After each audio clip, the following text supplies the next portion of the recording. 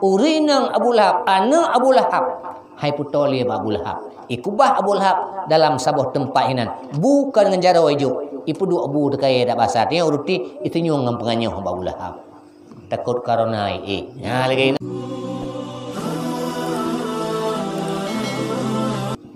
yang Abu Lahab.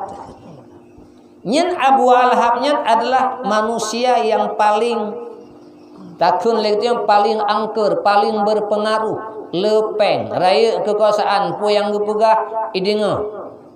Yang buhyum oleh Rasulullah serta bonta Abu Lahab. So yang temeh oleh Rasulullah naikkan oleh Rasulullah, so yang temeh oleh Muhammad lun bipeng serta unta. Nyen Bu Abu Lahab. Tapi tatkala tahun kedua hijrah Rasul Muhammad sallallahu alaihi wasallam,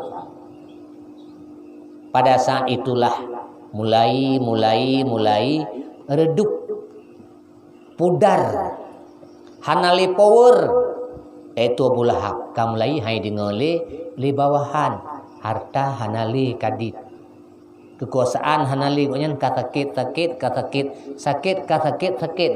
sehingga Abu sakit Abu Lahab sakit temut sakit menyekring tanya ino nye dua bak punggung temut nye dua bak getiak biring nye dua bak kodok perahu ya nye dua palain mangat tak kak mangat dan Abu Lahab temut itu.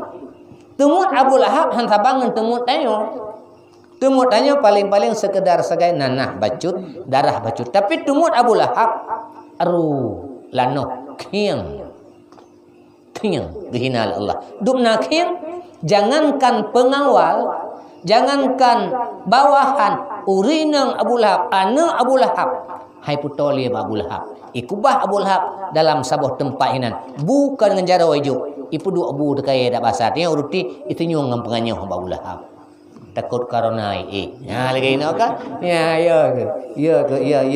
Abu Lahab takut karena. Ijo bu ipu dua ijo uruti atau kaya ipu dua itu nyung Abu Lahab. Ya, trip ka melinggai Abu Lahab. Wate melinggai Abu Lahab. Hana sotuun. Tup idong cupai idong mubaya.